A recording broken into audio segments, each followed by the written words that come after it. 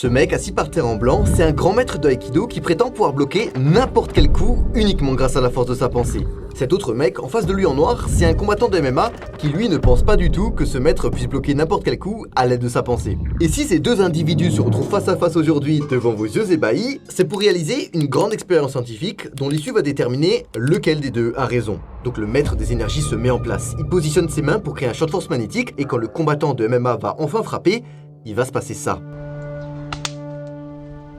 Le coup de poing semble s'arrêter magiquement juste devant le visage du maître, ce qui lui permet de contre-attaquer directement après. Ce qui a l'air de beaucoup amuser le maître, qui pense que sa parade énergétique a fonctionné, mais ça, c'est jusqu'à ce qu'on passe au deuxième round.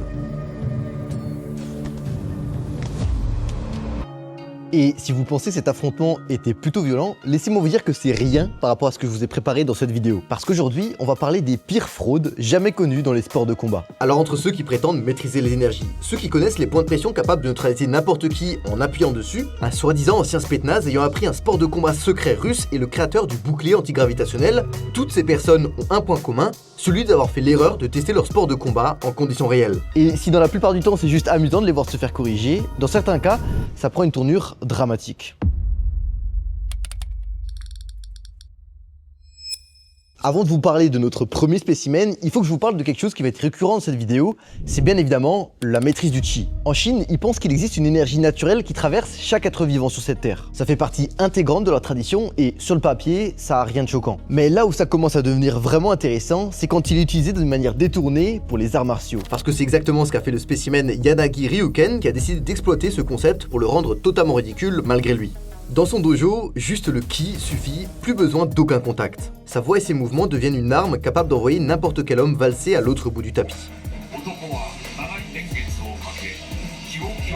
Et depuis les années 90, ces vidéos font le tour du monde. On y voit des élèves qui s'écroulent juste grâce à des mouvements bizarres. Ryuken lève juste le bras, des élèves tombent. Un petit pas de côté, des élèves perdent l'équilibre, comme si de rien n'était. Ce manège a duré pendant des décennies où absolument personne dans la salle n'a refusé de tomber. Et le plus fou, c'est que ces vidéos ne sont pas truquées. Ce sont pas des acteurs qui sont engagés pour tourner ces vidéos. Tout est 100% véridique. Alors, pas son chi, ça on a compris que c'était faux, mais vu que tout le monde y croit, il n'y a aucune mise en scène. Donc là, j'étais curieux de comprendre comment est-ce que c'était possible d'en arriver là, et il se trouve que j'ai trouvé l'explication dans une célèbre étude américaine, l'expérience de Stanley Milgram. Elle a prouvé qu'un individu normal, une fois qu'il est placé dans un cadre d'autorité stricte, peut perdre tout sens critique. Et quoi de mieux qu'un dojo traditionnel pour tester cette théorie, avec ses grades, ses rituels et sa hiérarchie que personne ne remet jamais en question. Dans ce contexte, s'effondrer par terre quand le maître fait un geste qui n'est pas perçu comme de la simulation, c'est une preuve de respect des ordres, un signe qu'on est un bon élève. Toute cette simulation de Ryuken était indestructible, à une seule condition, celle que tout le monde jouait le jeu. Mais tout bascule en 2006 quand un certain combattant de MMA propose 5 000 $ à ce maître s'il accepte de combattre avec lui. Le problème, c'est qu'un combattant de MMA n'en a pas grand chose à faire des codes d'un dojo et il ne doit absolument rien à Ryuken.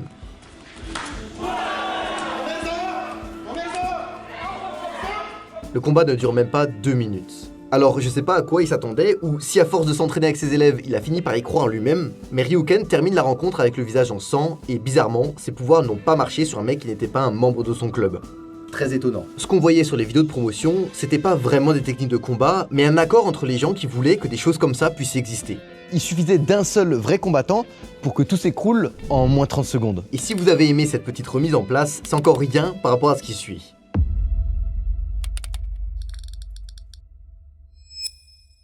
Yellow Bamboo, c'est un groupe spirituel basé à Bali qui repose sur une promesse. En gros, ils prétendent qu'avec une méditation intense et un cri bien précis, vous pouvez générer un bouclier d'énergie invisible. Et selon eux, ce bouclier est capable de repousser n'importe quel agresseur. Quand on regarde leurs vidéos internes, c'est à la fois fascinant et terrifiant. More power, more power, more passion, more power. Big.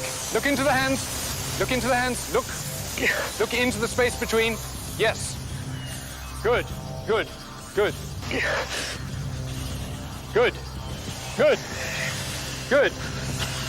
Yes, Magnus, good. Le problème ici, c'est que le monde réel ne joue pas selon leurs règles. Et quand des pratiquants de sport de combat ont fini par demander à tester ce fameux bouclier dans des conditions normales, le résultat est sans appel. Les membres de Yellow Bamboo se font frapper, ils encaissent les coups et tombent lourdement. Juste pour le plaisir, je vous en mets un autre. Ils ne tombent pas parce que l'attaque était surpuissante, mais simplement parce que leur bouclier n'a aucune existence en dehors de leur cercle de croyants. Ce qui est grave ici, c'est l'impact sur le physique et le mental. Imaginez que des gens passent une vie complète à bâtir une confiance et une psychologie sur une pratique qui est basée sur du vent. Parce que si l'un d'entre eux se retrouve dans la rue et attend qu'une énergie magique vienne faire le travail, c'est justement là où ça peut devenir très dangereux. Dans les années 70, le nom d'un karatéka était sur toutes les lèvres. Un karatéka très respecté avec un palmarès et des victoires en tournoi. Un karatéka qui a même coaché des grands noms comme Mohamed Ali ou Bruce Lee. Un karatéka avec tellement de crédibilité que, à cette époque, quand on pense karaté, on pense à George Dillman. Jusqu'au moment où il fait un revirement de carrière. Pour un peu de contexte, à cette époque, une théorie circulait comme quoi des points de pression peuvent paralyser ou tuer un homme quasi instantanément. Et notre George Dillman y prétendait avoir décodé des messages cachés dans les katas traditionnels, des instructions que les anciens maîtres auraient cryptées pour protéger leur savoir. Une narration qui est très séduisante car elle s'appuie sur des faits réels. Et comme ces techniques sont jugées trop dangereuses pour être testées réellement, il n'y a jamais eu aucune preuve contre lui. Jusqu'ici, personne n'avait réussi à prouver qu'il ment. Donc il prend de plus en plus d'ampleur, il collabore avec des plus grands combattants, il est invité sur tous les plateaux télé, son business fonctionne parfaitement, il est en plein essor, jusqu'au moment où l'équipe de National Geographic a fini par s'intéresser à lui pour un documentaire. Quand l'équipe arrive, au début, tout le monde est impressionné. Quand il montre les techniques sur ses élèves, ça fonctionne, ils volent dans tous les sens, ça fait de belles images et tout le monde est impressionné. Devant la caméra, les élèves de Dillman s'effondrent les uns après les autres au moindre contact avec de très fortes convulsions. Mais tout bascule lorsqu'un scientifique sceptique accepte de servir de cobaye. Dillman tente alors une de ses techniques pour le neutraliser grâce au chi. Il prévient le journaliste des dangers qu'il encourt, il se met en place, se concentre et rassemble toute son énergie pour lui mettre le coup de chi le plus puissant de sa carrière. Et là, George Dillman me fait apparaître juste devant vous. Mais pas pour vous parler de techniques d'aïkido bizarres, au contraire, pour vous parler d'une énorme opportunité. Parce que ça fait plus de 3 ans maintenant que je poste des vidéos sur les réseaux sociaux comme cette chaîne par exemple qui comptabilise 36 millions de vues, mais aussi sur d'autres chaînes comme celle-ci qui a plus de 1,2 milliard de vues, sur laquelle j'étais le 2e plus grand youtubeur français quand je postais. En gros, YouTube, c'est tout ce que je fais jour et nuit depuis plus de 3 ans. Ce qui fait qu'aujourd'hui, je sais exactement comment faire pour faire exploser n'importe quelle vidéo dans n'importe quelle niche. Et c'est quand j'ai vu que cette compétence pouvait aider beaucoup de monde que j'ai décidé de lancer ma propre agence. Donc si jamais t'as un business en ligne qui fait déjà du chiffre avec une offre solide et que t'as déjà des clients, tu sais sûrement que YouTube, c'est un levier massif pour acquérir des clients, te positionner comme une autorité dans ta niche et surtout convertir une audience. Mais je pense aussi que tu le sais si tu as déjà essayé, c'est très compliqué de faire fonctionner une chaîne YouTube. Du coup, ce qu'on te propose, c'est de faire tout ça pour toi, pour t'installer ce système YouTube qui t'apporte des clients en automatique. On fait tout, on trouve les idées, on fait les miniatures, on rédige tes scripts, on fait le montage, on fait le SEO et on poste même les vidéos pour toi. Comme ça, toi, tu peux te concentrer sur ce que tu sais faire de mieux, sur le cœur de ton business et récolter des clients. Si ça t'intéresse, tu peux prendre directement un appel avec moi avec le premier lien qui est dans la description et je vais t'expliquer exactement comment on implémente ce genre de système dans ton business. Et si jamais tu veux juste avoir plus d'informations à ce sujet, j'ai une deuxième chaîne où j'en parle beaucoup plus en détail. Le lien est aussi dans la description, c'est le 2e lien. Dillman tente alors une de ses techniques pour le neutraliser grâce au chi. Il prévient le journaliste des dangers qu'il encourt, il se met en place, se concentre et rassemble toute son énergie pour lui mettre le coup de chi le plus puissant de sa carrière. Et là, rien ne se passe. Le chercheur reste debout, parfaitement calme. Le fiasco est total. Et après ça, Dillman peine à trouver une explication rationnelle. The skeptic was a totally non-believer. Non-believer. Plus, I don't know if I should say that on film, but if the guy had his tongue in the wrong position of the mouth, that can also nullify it. C'est vraiment la marque de fabrique de ce genre d'escroquerie. Si jamais ça rate, c'est de votre faute et pas de la méthode. Pourtant, la biologie, elle n'a pas exactement le même avis. Les zones désignées par Dillman ne correspondent à aucune structure nerveuse capable de provoquer de tels effets. Donc après un tel échec, on pourrait penser que la discipline est enterrée. C'est plus du tout de l'art martial, c'est une mise en scène pure et dure du spectacle. Mais avant de vous présenter le prochain artiste, laissez-moi un peu vous parler du Systema. Parce qu'à la base, le Systema, c'est censé être un art martial utilisé par les forces spéciales russes. Donc sur le papier, ça a l'air ultra efficace. Sauf que dans les faits, comme on va le voir un peu plus tard, ça l'est un peu moins. Laissez-moi vous présenter Mikhail Ryabko, un des professeurs les plus connus du milieu. Il prétend avoir été entraîné par des spetsnaz et d'une lignée remontant aux moines orthodoxes du Moyen-Âge. Un savant mélange de marketing qui mélange autorité militaire, religion, héritage historique pour essayer de crédibiliser la pratique. Et là, si t'as un peu de flair, tu commences à sentir l'arnaque arriver. Dans ses démonstrations, Ryabko suit toujours le même protocole.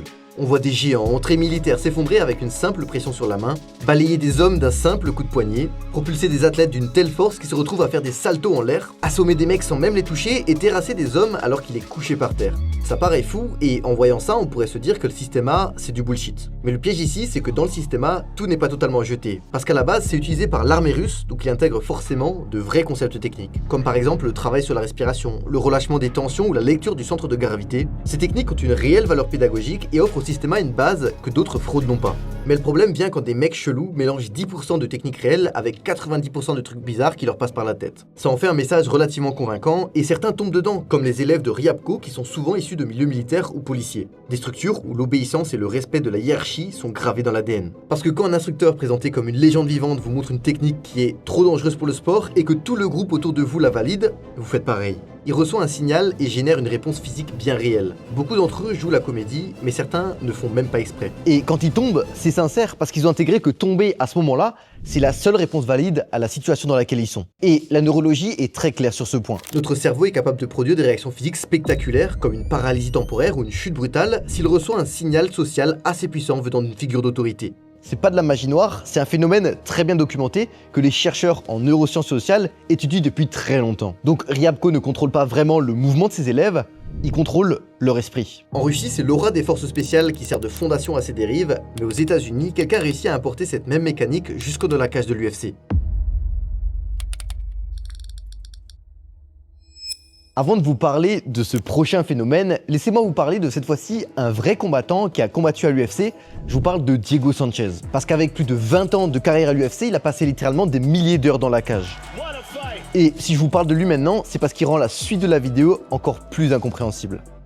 Tout commence en 2019, au moment où Joshua Fabia fait connaissance avec Sanchez en se présentant comme un pro de la self-défense. Le problème, il n'a aucun palmarès et aucun combat documenté. Et pourtant, il va réussir à convaincre notre vétéran à commencer à l'entraîner. Et ses méthodes, elles sont pour le moins surprenantes. Et malheureusement pour lui, elles commencent à fuiter sur internet.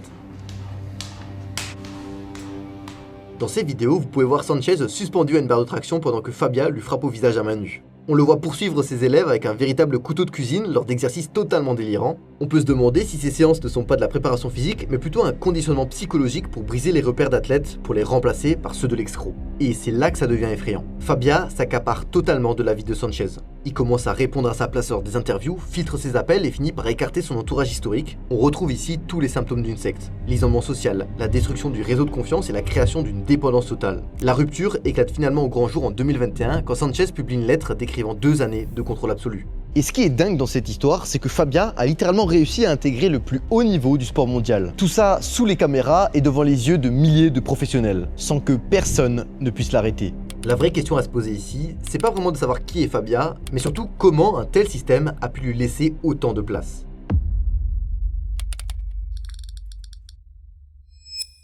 Jusqu'à présent, tous les arts martiaux pourris qu'on a pu voir ont tous un point commun. Il n'y a aucun dégât, ni sur les élèves, ni sur les professeurs, ni sur personne. L'élève repart juste avec des croyances absurdes, il a perdu son temps et son argent.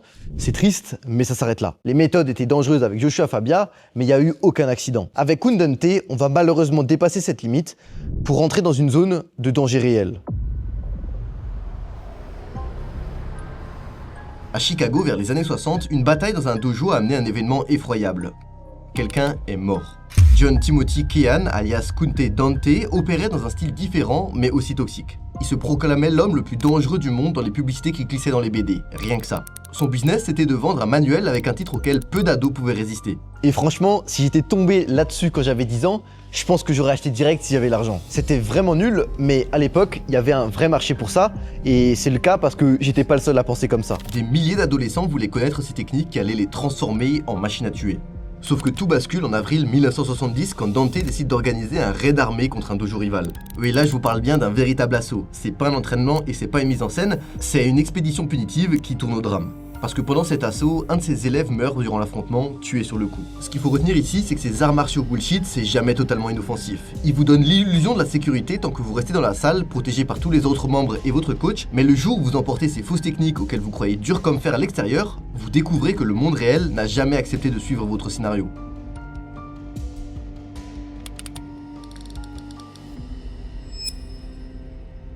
Si certains dans la liste que je vous ai présentée ont fini par croire à leurs propres mensonges, comme Ryuken par exemple, il y en a d'autres qui construisent un véritable empire sur du vent et qui le savent très bien. Et Ashida Kim, de son vrai nom Radford Davis, appartient clairement à la seconde catégorie. Dès les années 1980, il a compris une chose que les autres charlatans de cette liste n'ont jamais réellement compris: le combat réel n'est pas du tout nécessaire si vous arrivez à vendre votre bullshit le plus tôt possible. Donc pour monter ce projet, le ninja représentait la figure parfaite pour vendre ce genre de technique de combat. Ajoutez à ça que dans la culture américaine de l'époque, ça incarne un mythe très connu, celui d'un guerrier capable de se fondre dans n'importe quel décor après avoir éliminé n'importe qui. Ça s'appelle le ninjitsu et c'est leur art martial. Il n'y a ni championnat officiel, ni fédération, ni règlement qui permet de vérifier si tout ça est vraiment viable ou non. C'est un art martial qui, par nature, est totalement incapable de prouver s'il peut tenir de vrais combats. David se fait surnommer Ashida Kim pour inonder le marché de manuels traduits en plusieurs langues. Il explique comment devenir un véritable ninja, maîtriser des sens presque surhumains ou apprendre des nouvelles techniques que les professeurs classiques ne connaissent pas. Le succès est retentissant, ses livres s'arrachent en librairie, puis plus tard sur internet, et il en produit plusieurs dizaines. On y trouve des guides d'entraînement, des romans d'espionnage où il se met en scène et même une autobiographie totalement inventée. Ce qui rend toute cette fraude bien plus efficace que celle de Ryuken ou de Dillman, c'est qu'il n'y a personne dans une salle d'arts martiaux à faire tomber tout seul. Ici, l'élève achète un livre sur internet, il lit les instructions et visualise les mouvements puis s'entraîne tout seul. C'est beaucoup plus puissant que toutes les arnaques qu'on a vues jusqu'ici parce qu'il n'y a aucun combattant qui peut venir vérifier ça et démonter tout ce qui est faux. La salle n'existe pas, il n'y a que le contenu acheté et ce que fait l'acheteur avec. Mais le plus fou, c'est que sur son site, Kim a une rubrique où il se dit prêt à relever des combats contre des pros. Mais il impose des critères tellement précis que personne ne peut les remplir. La liste de conditions est interminable et elle est calculée spécifiquement pour rendre n'importe quel affrontement réel impossible à organiser techniquement. Déjà, il faut payer une avance de plus de 25 000 $ juste pour l'affronter. Et en plus de cette somme colossale, il faut prendre en charge les frais de voyage qui sont aussi à la charge de celui qui veut l'affronter. Mais en plus de tout ça, il faut organiser l'événement, faire payer les places, et en plus montrer des certificats officiels qui montrent que t'es bel et bien expert de ton art martial. Bref, cette liste c'est une simple façade qui donne l'illusion de la disponibilité sans jamais prendre le moindre risque. Plusieurs pratiquants de MMA ont tenté de l'approcher pour organiser une rencontre sérieuse au fil des années, mais aucun combat n'a jamais eu lieu. Très étrange. Les conditions n'étaient presque jamais réunies et le cadre se refermait systématiquement avant qu'une date ne soit fixée. Le cas Ashida Kim nous montre que le Bushido n'a pas forcément besoin de démonstration physique pour durer, elle a simplement besoin d'une belle façade. Parce qu'il y a beaucoup de personnes qui veulent devenir plus forts. Par contre, il y a peu de personnes qui veulent fournir les efforts dans les sports de combat classiques pour avoir ces résultats. Alors quand on vous fait la promesse de simplement lire un livre pour devenir une arme à tuer, c'est un business qui tourne à plein régime. Et ce ninja a vendu du rêve pendant plus de 40 ans sans avoir à prouver sa valeur une seule seconde.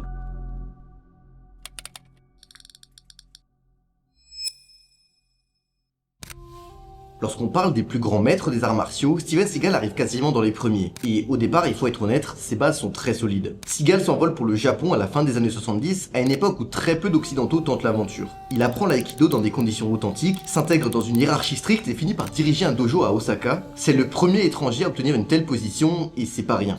En plus, derrière lui, des vraies figures ont validé sa progression dans une discipline qui existe bel et bien. L'aïkido de Seagal, durant cette période, est tout ce qu'il y a de plus vrai. C'est Hollywood qui a fini par tout compliquer. En 1988, le film Above the Law sort en salle et la magie du cinéma opère immédiatement. Le vrai problème ici, c'est que Seagal a commencé à confondre son personnage avec l'homme qu'il était vraiment. Autour de lui, personne n'avait intérêt à briser cette illusion. Et ses partenaires d'entraînement s'envolaient au moindre mouvement parce que résister à une star hollywoodienne sur le plateau, c'est le meilleur moyen de briser sa carrière. Puis, son CV a commencé à gonfler dans plein de directions différentes. Agent de la CIA, il devient shérif agent en Louisiane avec un badge et l'uniforme qui vont avec. Il se dit aussi musicien des blues formé par B.B. King en personne, qui lui aurait transmis l'essence même du genre.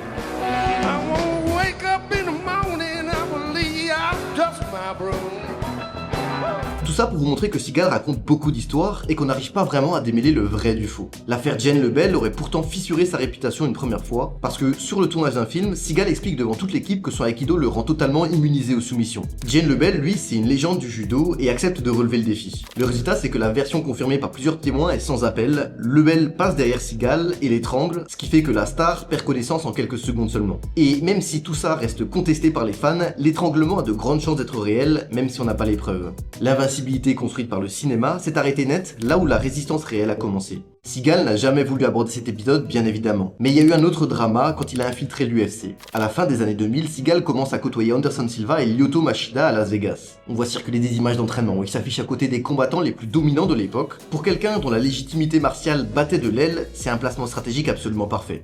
En 2011, Anderson Silva foudroie Vitor Belfort avec un front kick absolument incroyable. Et dès le lendemain, Seagal affirme quelque chose de très surprenant, c'est que cette victoire, c'est grâce à lui. Anderson, after the fight, said that he learned that front kick to the face from you. Right. Where'd you teach that? Where'd you learn that? Where did I learn it? Well, I learned it, sort of a variation of that in Japan probably 30, 40 years ago, and I've been perfecting it all these years. It's not exactly karate, it's just something that I created. Il dit publiquement que c'est lui qui a enseigné ce coup à Silva. Il décrit des semaines de travail acharné et présente cela comme une transmission sacrée de maître à élève. En parallèle, Silva et Machida ont toujours répondu avec une politesse extrême. Ils n'ont jamais démenti clairement ce qu'ils disaient, mais de l'autre côté, ils n'ont jamais montré d'enthousiasme débordant non plus. Et quand on creuse un peu, on se rend compte que la réalité, c'est qu'il s'agit d'un accord commercial où Seagal finançait une partie des ressources et de l'accès au camp d'entraînement. En échange, son nom était associé à des succès de champion, un simple sponsoring déguisé en mentorat spirituel. En fait, Silva maîtrisait ce coup de pied bien avant de croiser Seagal, mais dans le récit, l'acteur en est devenu l'architecte. Seagal, lui, a utilisé l'argent et sa notoriété pour s'acheter une place auprès de vrais combattants légitimes, présentant leur habileté comme une preuve de son propre génie. C'est du marketing de génie, mais c'est surtout mensonger.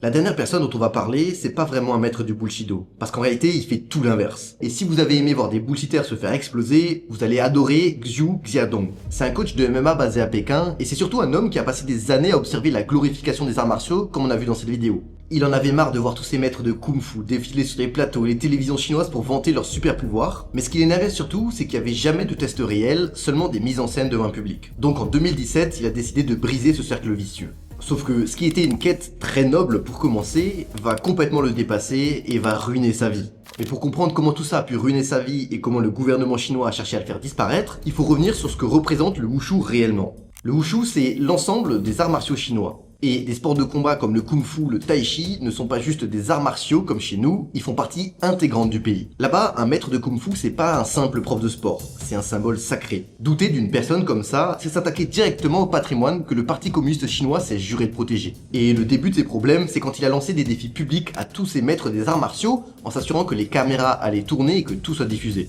Parce que, en général, les combats ne durent généralement pas plus de quelques secondes. Pourtant, Xu, c'est pas un combattant de classe mondiale, c'est un professionnel, mais il n'est pas du tout dans le top mondial. Et ses adversaires se font tout simplement détruire.